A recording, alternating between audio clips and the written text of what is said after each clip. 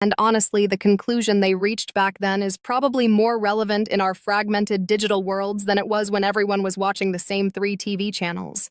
So set the stage for us before Katz and Lazarsfeld came along and ruined the party. What do people believe? Because I have to assume in the 1930s and 40s, with the rise of radio and cinema, people were terrified of propaganda. They were petrified. I mean, you have to understand the context.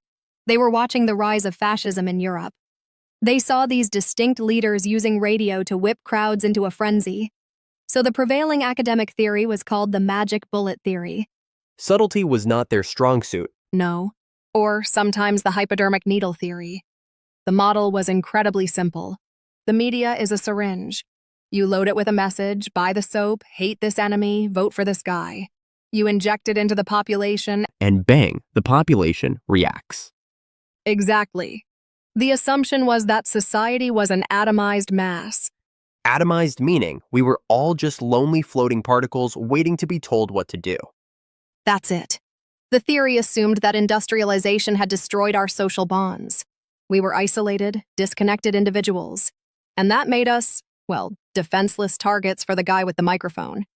So the expectation was that if you control the airwaves, you basically control the world. Precisely.